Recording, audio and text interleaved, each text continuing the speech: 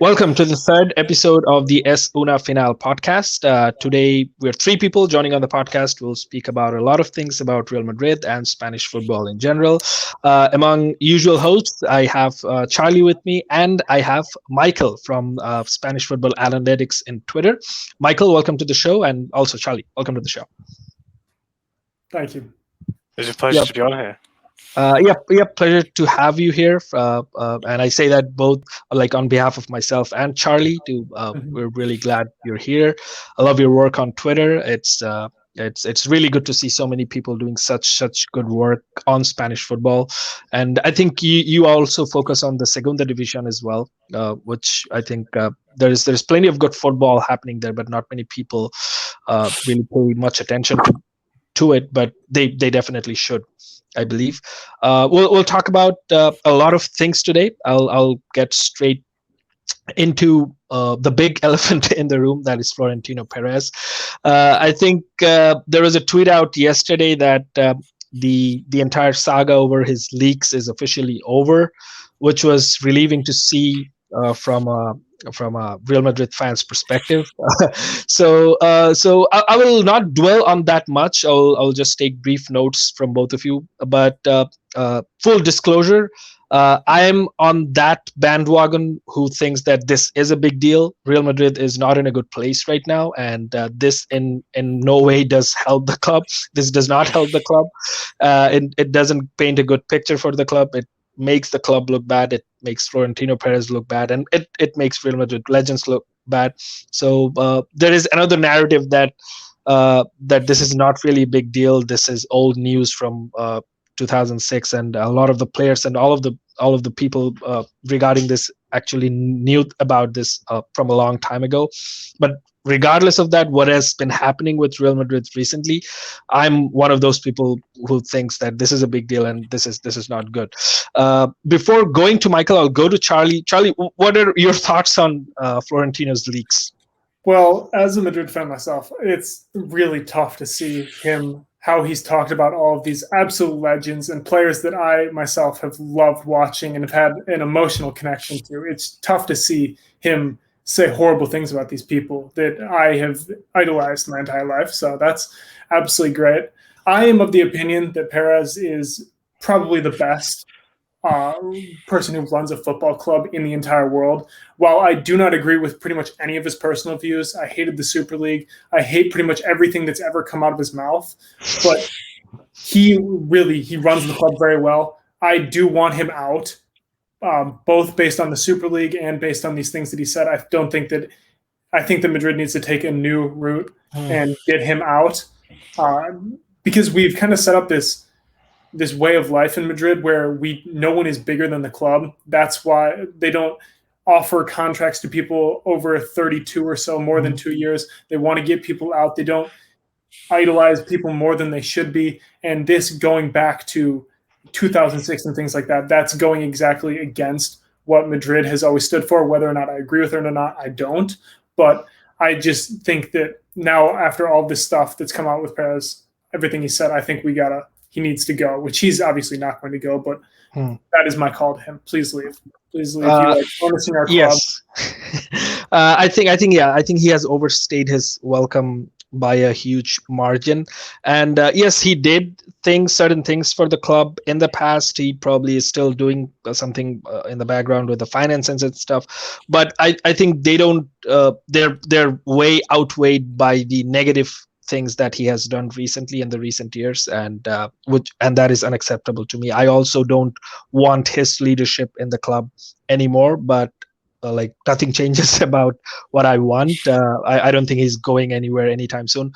Michael, what is your entire point of view, probably from a neutral point of view, about this whole Florentino Perez leaks? Like, honestly, I didn't even realize there was a debate about whether it had been bad for the club. I thought everyone just kind of thought it was bad, but I haven't kept up with a lot of it. But some of it is just it's just ridiculous. Like, you want to think it's fake almost, and like it's just some of the stuff is just like what was he thinking? Like, I don't know how to put it into words. But I think Charlie kind of said, like, you got to separate the guy from the owner, also the president. Obviously, him as a guy is a little bit more kind of morally dubious, but the stuff he's done for the club and stuff has been good, and they've come out of this new year pretty financially strong, and despite all the Super League stuff. So, but yeah, I don't know. I just find it hard to think that any fan would want someone who says stuff like that as their president, to be honest. Yep. There was a Bengali podcast. I said the same thing there as well. Like, we see this, pictures with Florentino shaking hands with players, patting them on the back, having good conversations with them. So we have seen these photos with Raul and Casillas and Ronaldo, with those people too. And he says things like these behind those people's backs. So I don't think how much respect or how much trust even the current players would have on him. So entirely, this is not an ideal scenario for Real Madrid at all. I think it's also like how much has not come out? Like this, there's no way this is just it. This surely is like kind of the beginning of the rabbit hole. Like what has he said about the current players? I don't even know, but. Yeah, and I'm very interested to see how it all goes because Perez came out and said that he's going to have his lawyers check into this, and it was all illegally recorded, whether that's true or not. But if it was illegally recorded, I'd love to see where this goes, because there are definitely going to be a ton of lawsuits coming out, and that could be a very bad look for any of the publishing companies or just Perez himself, because he could dig himself into something here by pressing charges. So that'll be very interesting to see. Something else we'll have to worry about that's not club or too club related. So I'm interested to see where that goes. Yep. And also it was, I think another thing that was very weird, that Real Madrid was defending this on their official website, on their official Twitter channel. That was not a nice look at all. And I think I might be wrong. I think some of this was recorded when Florentino Perez was actually not officially the president. Some of this was recorded at that time. So I don't know, like, he was not even the president at that time. Why is Real Madrid's official website posting stuff about stuff like that? So yeah, that was really weird. The second point on our agenda today is Mariano Diaz and Luka Jovic, Rodrigo. These guys couldn't play Real Madrid's second training match because apparently they're not coping up with Antonio Pintus's training methods. It's getting too hard for them, which is kind of odd to me. In this day and age, Antonio Pintus is a renowned physical trainer. He has worked with Inter Milan. He has worked with Real Madrid before. His training methods are not very alien.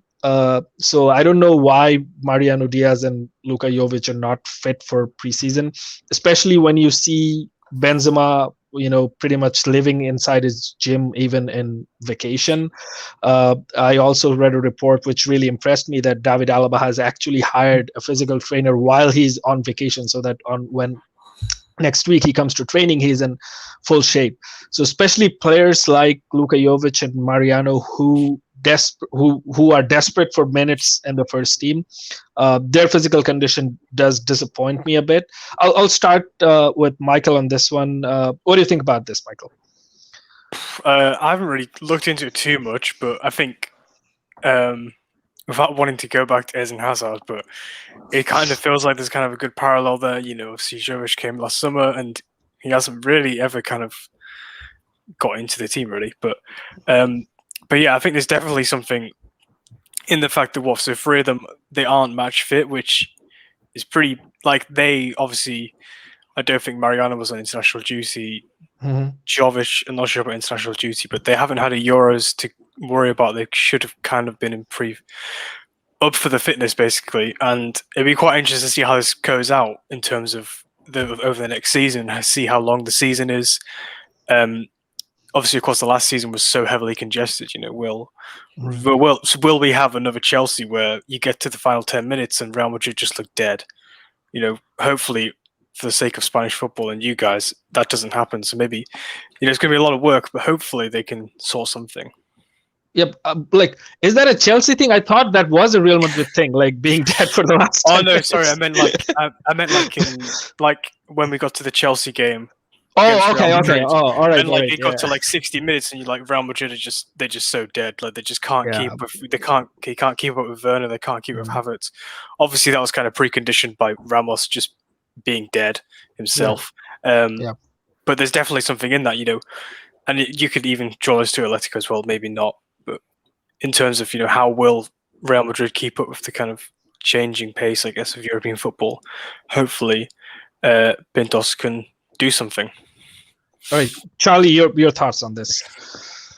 I don't want to be the guy that brings it up every time, but they're still there. I mean, and I feel like they're obviously not working in the training sessions with Real Madrid. It's their health and the recovery and things like that. But I think that's a big issue, the recovery.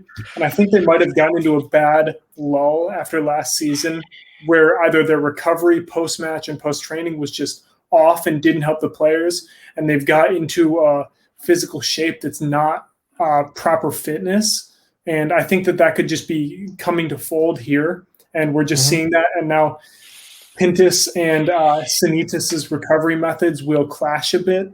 And I'm sure Pintus will win there, but Sanitas will have to adjust, and maybe they can get some help from him about what he would like to see with their recovery methods and things like that. Because that's my guess on what it is. I have no experience in the medical field or anything like that, but just from playing a bit on my own and knowing that how important the recovery is, I think that's where the issue lies. So I'd love to see, obviously I'm not going to see anything, but to know that there's some collaboration between Sanitas and Pintus would be great to get all these players in the best shape they can possibly be for the coming season. Because knowing that they cannot play in the preseason or second preseason match, that's a really bad look for the club. And if that's showing what's to come this season, I am a little nervous, or more than a little nervous. And for these guys, like once Benzema returns, like people are thinking that like Zidane probably had some kind of bias towards Benzema. There is a narrative like that, but I think they have no idea what kind of bias Ancelotti would have on Benzema. He wouldn't look at any other striker for a minute for every second that Benzema is fit. Ancelotti adores Benzema. So for these two guys, especially to rack up whatever minutes they could, they really needed to stay fit, especially Jovic, who had physical issues. Even in the absolutely mini preseason we had after the COVID break in the 2019-20 season, he was injured. I think he did something at his house or something like that. So these guys really needed to stay on top of their toes, which unfortunately they could not. So we'll see what happens with that. All right, let's move a little bit away from Real Madrid for now. We'll come back to Real Madrid probably at the end of the podcast again. But let's talk a little bit about LaLiga transfer. So there's this huge transfer being planned on for Antoine Griezmann and Saul, which doesn't make me feel good anyway. Like Barcelona getting a good midfielder, Atletico getting Griezmann back. This does not help Real Madrid in any way. I hate this transfer, but I think this is a smart transfer on both clubs' accounts. Again, starting with Michael, your thoughts on the tactical fits of both of these players that they would get in their new clubs. Well, quote unquote new clubs. Atletico would not going to be it's not going to be a new club for Griezmann, of course. So with Felix already being there, he kind of played that role, playing just behind Suarez. I think once Griezmann goes back, he automatically inherits that role again, and probably the number 7 jersey too. I don't know. So how do you see this whole thing panning out? There is Carrasco, there is Correa, who had a good season. They already have Suarez as their main man. Now Griezmann coming back. How are things looking for Atletico at this point? Yeah, I'll try and cover both players, I guess. And for me, it's kind of, they're not the two same points, but I think, for example, I think Barcelona's kind of midfield three and their 3-5-2 is probably their strongest thing. And I don't think Saul, he doesn't get into that. Like Busquets, Pedri, and De Jong, he just doesn't get into it.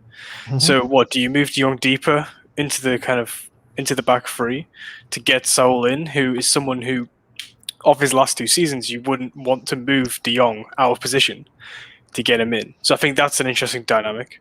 Maybe Saul, he offers a kind of more physical, mobile presence, a bit like kind of Rakitic, maybe offers more defensive cover. I think you could definitely see that. And then on Griezmann, I think this is where I think it gets a bit more complicated. I think, yes, it may be hard to see him in the lineup because you've got Correa just come off the back of a really good season. João Felix is João Felix. Luis Suarez is obviously Luis Suarez. And, on the face of it, this kind of guy who's come back, he's had 2 good-ish seasons at Barcelona, not outstanding. Nothing on kind of 16, 17, 15, 16 Atleti Griezmann. But you kind of think, maybe it's hard to get him in there. But I still think, as much as Atleti fans don't want it to happen, he still does get in ahead of Correa and Felix, if we're honest. Just because the player he is, I think him and Suarez would be a nice little dynamic duo. But I think the big concern is kind of obviously maybe away from tactics is kind of Atleti fans losing Saul, and the fact that Griezmann joining would kind of massively impact Felix and Correa, who that would kind of all the progress that Correa's made since Griezmann left just kind of be put down, and I think that's quite an uncomfortable thing for Atleti fans. So as much as it kind of may seem good tactically, I just can't see this deal happening. I don't know how you guys feel about that. Okay, Charlie, your views on that, then I can come back to me. I'm more coming from the Barcelona standpoint here. You have to offload Griezmann due to his contract. At this point, he's on, I believe, $800K a week, and they have to get that off the books if they want to sign Messi to a new contract and have some semblance of financial stability into the coming season. And Atleti cannot. They should not let this happen purely from a sporting standpoint to bail out Barcelona. That's my number one thing here, because allowing Barcelona to get Griezmann off the books would just help them so massively in this transfer window and in the coming future of balancing their books. And if Atletico were to bail them out, that would just be so poor from their standpoint to try and help them. Because, I mean, yes, them getting Griezmann back would be great at the moment. I think he would obviously conflict with João Felix and Angel Correa, of course, but he is a great player in his own right, and Diego Simeone knows how to use him. And like Michael said, I don't think Saul is getting into Barcelona's midfield 3. And he is a good player in his own right. Of course, he hasn't had the best 1 or 2 past seasons, but in his past 5 years, he's been excellent. And I don't want to see him in a Miralem Pjanic role right now. That would just be so depressing. And I don't want to see him go to Man United. That would be just as bad, I think. But if he's going to I want him to be in a place where he's going to get play time. So my number one point, this would be bad for a La Liga standpoint to bail Barcelona out. And 2, I don't want to see Saul get benched behind the Barcelona's midfield 3. Those are my 2 big takeaways from that. Yep, I think what's happening here is I think Barcelona gets a lot of depth. If this transfer happens, they get a lot of depth because, I agree with both of you that Saul does not get into the midfield three of Pedri, Busquets, and De Jong. And even if they're playing the 3-5-2, they're definitely playing Alba as the left wing back, and they have Emerson Royal now to play at the right wing back role. I can't really remember who played there last season. I think Oscar Mingueza played for a lot of games. Then they had Dest. Sergino Dest also played there. So I don't think also like Saul would be played as a wing back either, but like it's 65 minutes after 75 minutes at that point of the time. If you take off Busquets and bring in a player like Saul, and if De Jong goes back to the Busquets role and Saul plays a little ahead, I think that gives much better depth coverage for Barcelona, which they did not have last season. Like they would just bring on Junior Firpo or Trincao at times, those kind of substitutions. But I think that definitely provides them with depth.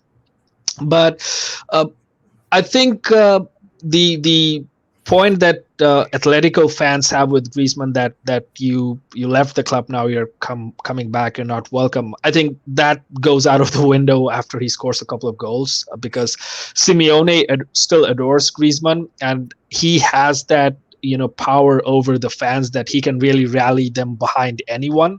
So once if Griezmann moves, and then he starts picking up his pace like he had at Atletico before. I think Simeone can really solve that issue of fans not being behind him. He can rally the Atletico fans behind anyone if he wants to. But yeah, whatever I'm discussing about this, as a Real Madrid fan, I don't like any of this. Whatever happens, it's not good for Real Madrid. So I don't like any of the possible scenarios that are probably happening. But I 100% agree with Charlie on the point that other La Liga clubs definitely should not help Barcelona to bail out from this situation. That should not happen. Yeah, just so I could intervene, Mehedi. I think that's a good point about how you don't want it as a Real Madrid fan, because this is a deal that potentially benefits both sides. Like you said, Barcelona because I've seen a lot of squad profiles in Barcelona, and they just, apart from Pjanic, who just, I don't know what the hell's happened to him. That's a whole different podcast. They've just got no senior midfielders who could come in for a game against Granada, or they could come in for 50 minutes. So Saul covers that. And then at Atleti, I think a lot of people, they don't want to say that they were. I still feel like they were quite reliant on Suarez and Llorente.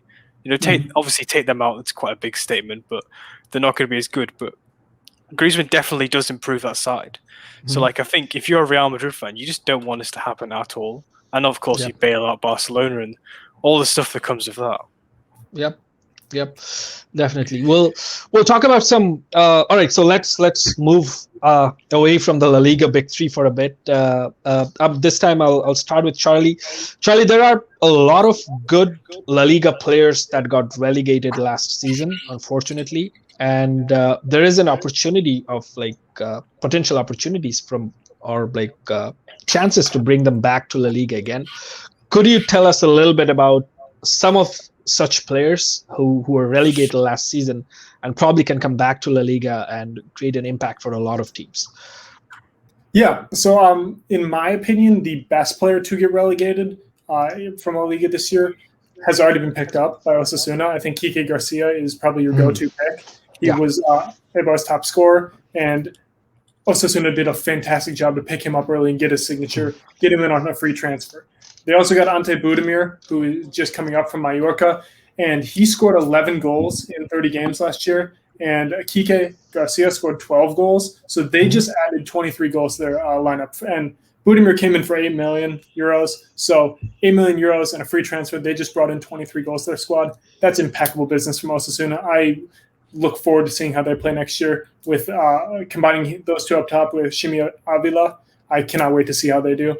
Another player, one more, Javi Galan from Huesca. He was fantastic this year, and there is 100% chance he gets picked up by someone in La Liga or somewhere else in the top 5 leagues. He's just a fantastic wingback. I feel like Sevilla would be a great option for him, given how Acuna, how he was kind of iffy this season. I think he would make a great competitive partner for him. I think Sevilla would be the best fit. I could see Barcelona as well, since they're looking for a backup for Jordi Alba long term. That one could work as well. Final player, bit of a cop-out here, Lucas Elaza, who was at Celta Vigo, who went to Real Valladolid last summer on loan, and then he was also with Boca, and he went on loan to Real Valladolid. And the signing just became official this summer, which I don't think they would give up on him at the moment and sell him. He's valued pretty highly, so I don't know how much his contract is with them, but he's a very good left back, and I think that he could bolster any bottom half La Liga side, their backline. He is a great player, and I honestly don't know why he hasn't been picked up as of yet, because he has La Liga experience. He has experience playing in Argentina.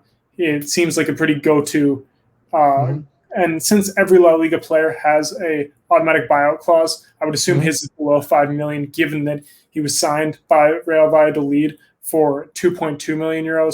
So it's got to be under $5 million, and that feels like an easy fix for some lower level team in La Liga. So those are just 3 that I was going to pick out. I'm sure you guys have some you'd like to mention as well. Absolutely, yeah. Thanks, Charlie. Michael, you got any picks that can return from the relegated side to La Liga? Yeah, I mean, I've got a few, but I don't want to labor the point too much about Kike Garcia. But I just think, just to do it briefly, I think it just makes sense. Like, you got this guy who clearly fits the style of play, has had a good season. You get him on a nice, cheap deal. It's just there's sometimes I don't want to say like signings don't have to be too complex, but you have also seen it. They don't score a lot of goals. They have a kind of clear, defined set play style of play. They get a guy who scores goals and fits the style of play. It just makes sense. And it's kind of all that kind of joined up thinking that is kind of good for how to run a club. But yeah, I guess there is quite a lot. And to go back to Real Valladolid, we've got kind of Oscar Plano and Sean Weisman, who would be interesting to see what kind of Valladolid do in Segunda. If how much of these players do they sell off? Because obviously their squad it's not stale, but it definitely, like, if you're looking at last season's kind of bottom 10, like, you could have predicted their relegation because it just wasn't going anywhere really. So it'd be interesting to see how they change it next season. Maybe just to add a different spin to this, I think we could kind of look at the kind of promoted teams. So I think we kind of look at Rayo Vallecano, and they've actually made their loan. So Fran Garcia from Real Madrid, they kind of made his loan permanent for 2 million, and it's just 2 million euros. And it's just a good deal. He performed really well for them last season in Segunda, created a lot of chances, good ball progressor, all that kind of good stuff you'd want in their kind of wing play system. And I think that's just a really good deal. I don't know what Real Madrid have in that, whether they have like a kind of buyback or matching clause or whatever, but to pick up 2 million euros for a Real Madrid youngster, can't complain. Yep. And I actually got a lot of other names from Charlie as well. I think Fabian Oriana and Sergio Guardiola are also currently away from La Liga. Oriana is a La Liga veteran. I think we can say he has been playing in the league for a long time, and I see a lot of teams who can get his services. I think Valencia would be one of them where I can see Oriana. Valencia are not really doing well financially since the start of last season, so on a cheap deal, I think Oriana could be important to them. Sergio Guardiola is one player, like he's one towering box finisher. So La Liga has a lot of teams who can use his services. I don't remember anyone else to mention right now, but yeah, I think these transfers will keep happening throughout the next month. And interestingly, if the names that we took today, if some of them get picked up by any La Liga clubs, we'll definitely mention those and discuss them in a future episode. Just to quickly interrupt, sure. Maybe another cop-out one is Rafa Mir. He's obviously been on loan at Huesca, but he's obviously gone back to Wolves. Any sort of La Liga side, newly promoted or mid-table, would do well to pick him up. He just would make sense. Interesting. I think I saw a report somewhere that Atletico were interested in Rafa Mir. I think they're getting rid of Dembele. The Dembele loan deal is not here to stay, I think. So yep, if I can see Rafa Mir doing very well for Atletico. Again, because he fits the profile. They need that kind of a striker, because Suarez is not really that out-and-out striker. He creates a lot as well. But yeah, if it's Hail Mary time, why not? I think that Rafa Mir definitely fits in at a substitute role at Atletico. So I'll just come back to something we discussed at the starting of the podcast. We are talking about Florentino. So let's talk a little bit about Rafael Varane moving to Manchester United. Everything looks pretty much set for that deal. I think it's just we'll just one day we'll see he's dropping by at Valdebebas to pick out his things and leaving. If there is like a 0.000%, 0.01% chance for him to stay, I would have been really happy, but it seems unlikely. I think this is another catastrophical decision from Real Madrid to let a player of Rafael Varane's stature go. For me, he has been one of the top 3 center backs of the last 5 years without a shadow of a doubt. I respect everyone's opinion, but this is going to be mine regarding Varane, especially in the league title winning season of 2019-20. He was phenomenal with Sergio Ramos. He was phenomenal last season. To let go of this kind of a player when you have already let Sergio Ramos go, this is for me, this is like suicide. This is absolute suicide from a squad building perspective, and you're trying to replace him with Jesus Vallejo. I honestly don't believe Real Madrid are going to get Kylian Mbappe this season. So letting Varane go and not pursuing either Jules Koundé or Pau Torres, I think this is a very big catastrophe that is waiting for Real Madrid, because this has happened before with Florentino. He let Xavi Alonso go in 2014-15 and did not replace him back with a central defensive midfielder. Casemiro was sent out on loan, and we saw what happened once Modric and Kroos got injured in that season. So Real Madrid have always had fitness issues, whether it's under Dupont or Pintus. So we don't know what's going to happen in the next season. Letting Varane go is a huge mistake in my opinion, and not replacing him with another quality center back, that is also like, that is catastrophe to me. I'll start with Charlie. Your thoughts on this? I know we talked a little bit about this, I think, on the first episode, but I think we're close to this transfer. It breaks my heart. Probably not as much because I have seen like Sergio Ramos crying and leave. So no Real Madrid departure would do anything to me this season, unless it's like Modric or Benzema. I don't think that's happening. So, Charlie, your thoughts on Varane's move to United? I absolutely agree with everything you've said. It would be horrible from a sporting decision, every which way, disappointing from a fan standpoint. And I've said it before. I said it last time we talked about it. The 50 million price tag on him is just insane. For the player this is ridiculous. Yeah, I mean, I remember a couple of years ago he was getting valued between 80 million and 120 million. Obviously, no one was going to pay that, but I mean, I still feel like a transfer market or a transfer of around 70 million would be a bit more fitting of a player of his stature, especially since we've seen Ben White get signed is about to be signed by Arsenal for around 50 million euros. That's just incredible. Another thing I want to bring up is Jesus Vallejo as the fourth string. I can't bear with that. I mean, he was fantastic with Frankfurt. I will give him that. He wasn't as horrible this season with Granada as everyone said he was. Granted, he didn't play very much. I would much rather see Victor Chust in the fourth string role this season, but you got to sign someone. I mean, I don't think Mbappe is coming in.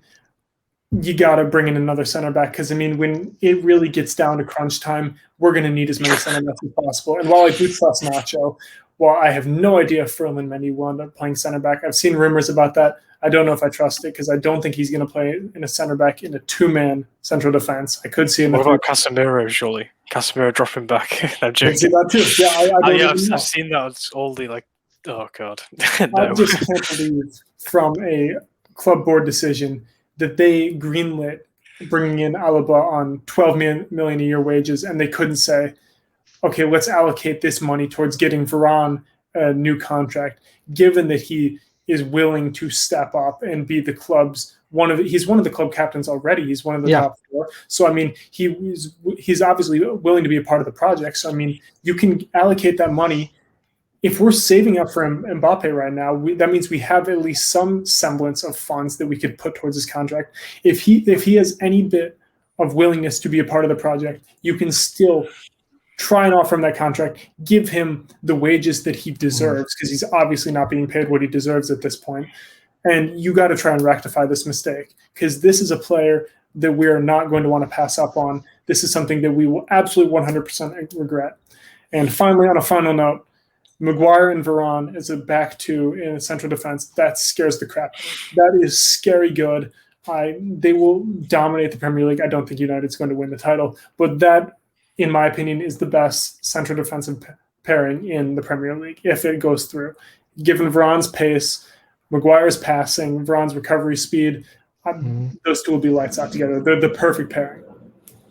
Yeah, and what disappoints me more is that, I absolutely love Carlo Ancelotti, but I feel bad for this man. This man has absolutely no say in Real Madrid's sporting project. The head coach of your team has absolutely no say in, like, if it was up to Florentino Perez, Sergio Ramos would still be Real Madrid's captain if it was up to Carlo Ancelotti. Sorry, if it was up to Carlo Ancelotti. So I don't think he has any say in Real Madrid's sporting decision, because these are players he knows, but the club is just letting them go for peanuts. And I do agree on Charlie's point that Varane, even with just 1 year left on his contract, is at least a defender worth 70 million euros. Like, this is Rafael freaking Varane you're talking about. People talk a lot about the Laportes. People talk a lot about John Stones, Van Dijk's, players like them, Maguire's, but people don't watch La Liga enough to know what an absolute monster Rafael Varane is in any backline in the world. So this breaks my heart that Real Madrid is messing this deal up on so many levels. First of all, they're letting him go. They're letting him go for such a low price, and they're not thinking of replacing him at all. Michael, your thoughts on the Varane situation? I would be interested to know that as well. Yeah, I think it's just two things for me. I think, firstly, I think you guys have kind of talked about it really well, about how kind of this is just so indicative of how poorly kind of Real Madrid is kind of run because of transfers. You know, Ancelotti has literally no say. If you were designing the kind of perfect football club, you definitely wouldn't be designing Real Madrid's decision hierarchy. So there's just no sense of collective decision making. There's no sense of unified thinking. There's no sense of sort of long-term planning. That sounds quite brutal, but I don't know. Like, there's just none of the pieces fit together. They're all kind of working against each other, and that's not how you do anything. Never mind run a football club. And the second thing is, I think Charlie's point about Maguire and Varane is really good. I think if it's Varane and Alaba, you could easily say that's a very good centre-back partnership as well. So, like, it must just be really annoying for Real Madrid fans. You've got this almost, because Alaba and Varane is just a ridiculous partnership. It's a lot better than Ramos was towards the end of the season. I think it's probably pushing the best. It's definitely the best partnership in terms of a two in La Liga. I mean, I think you can maybe say Aletti, but Jimenez is incredibly injury prone, and it's quite hard to see him. He never gets a consistent run of 10 games basically. So I don't know, like, it's such a fine margin that you could get this almost perfect centre back partnership, or you got Alaba kind of the one man show plus Nacho and Militao, who are really good, and then you got Jesus Vallejo. It's like, it's so close from being perfect, but you just can't get it, guys. Yeah, I think I would deviate a little bit from that. I'm not an advocate for Alaba at center back, because I have even done some analysis on how good he can be if he's not playing at center back. So I think he offers much more at left back, and even if Ancelotti sometimes decide to play a double pivot, he would be that ball progressor in the middle of the pitch, because Casemiro is not a good ball progressor if he's playing in the midfield.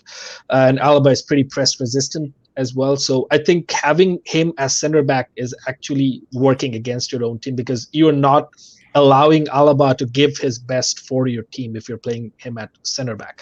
I think that's interesting, but I think, like, are Real Madrid in a position where they have the luxury to not play Alaba as center back?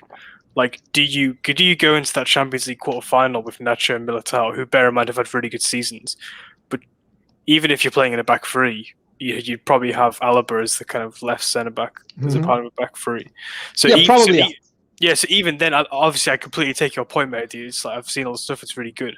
But Real Madrid, because they can't get Varane, they can't get the best out of Alaba, so they kind of got this lose-lose situation. I don't know. I'm like kind of doom talking now, but I just think it's just the whole dynamic is just crazy. Yeah, absolutely. That I agree on. Yeah, Charlie, you if you want to add anything to that. Oh, yeah, no, you are absolutely right, Michael. The whole thing is just whacked up by Madrid's board and hierarchy. And the one thing I want to finally end this part for me with is, I cannot understand how Mbappe is any bit enticed in joining Madrid at the moment. PSG just signed Hakimi, they just signed Ramos, they just brought in one of the best goalkeepers in the world in Donnarumma. They're literally bringing over a bunch of ex-Real Madrid players. Now they're looking at Theo Hernandez. What more can you want at PSG if you're an Mbappe? If you're looking for a long-term project to win titles, to win the Champions League, why don't you just stay? Why, unless you are looking for the history and prestige of Real Madrid, which, granted, I don't know how many trophies we're going to be winning in the future at this point with the squad we've given. I love Carlo Ancelotti, but I haven't seen how he's done anything with the squad yet, so I don't want to interpret that. But how can you want to come to Madrid right now from a winning standpoint? How, unless you want to be on this massive contract and just live out your days like Gareth Bale is right now. But from a term of wanting to win and do well and win La Liga and win the Champions League, why would you come to Madrid at this moment? Yep. They need to build out other positions, because we saw with Zidane in the 1920 season, if you build out a well-rounded squad, you see what you can do. You can have put together the best defense in probably the past 10 years, and you can win the La Liga title. And I mean, they're just searching for this one striker who they think will solve all their problems just by scoring more goals than their opponents. And that's not how the game works anymore. We saw how Atletico were last year. They're not going to drop too many points this year. And I mean, if Madrid's going to concede 3 goals a game and try and score 4, that's just not going to work out for us. I mean, I don't understand how the board is prioritizing signing Mbappe over what all these other holes they need to be patched first. Yeah, I think that is the issue, because there are not enough people involved in these decision makings who are aware of the game that has evolved so much in the last few years. Florentino, I think he still lives in the year 2000. He still thinks if he can sign a bunch of Galacticos and just tell the coach to field all of them, and then they'll do something, which didn't work when he actually signed all those players. There is like enough big of a sample size to show that does not work in football. That did not work in 2005. That is not going to work in 2021. And we have enough of a sample size that the Vinicius Junior, Rodrigo, Asensio, these guys cannot win you titles like the guys at Barcelona or Atletico can. So we're not getting Mbappe. We're letting Varane go. I don't know what we're going to achieve with the transfer money of Varane. The club has, I think, 120 million euros of transfer equity, which is going to be used for Hazard's and Jovic's amortizations that are still left, I think. So there is not much they can do in that regard as well. All in all, I think I can already feel the kind of season that is waiting for us. This was not this bad even when Lopetegui took over, because things were moving pretty smooth at the start of that season, despite Ronaldo leaving. Then everything went south, but everything kind of is on the south already before the season has started, because of all this kind of bizarre decision making.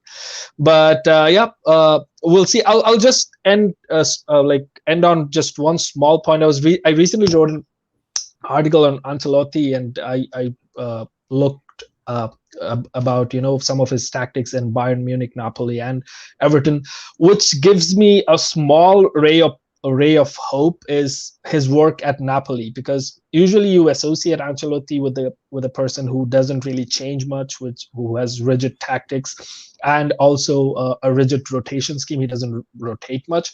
But when he actually took over the Napoli team from Maurizio Sarri, he actually did some really good work tactically in the first season. He changed Sarri's short passing scheme with swift long passes for Napoli, and also he rotated way more than he, I think, ever did at any club. So that gives me a little bit of hope that if he wants, he can shake things up. But at the same time, I also know he doesn't really have way too many options at Real Madrid, way too many quality options at Real Madrid to do that either. That's it from me, guys. Anything else either of you would like to add, Michael, Charlie? I got nothing. It's only up from here for amateur fans. I mean, I don't really want it to go for amateur fans, but it started so low. Surely. Yep. Gotta be optimistic. All right. Thank you so much, guys, for joining us today. I hope our fans enjoyed it as well. Do continue to follow our work. We'll be coming back with more episodes, with more La Liga news, with more La Liga stories, hopefully in the near future. And until then, it's a goodbye from us. See you in the next episode.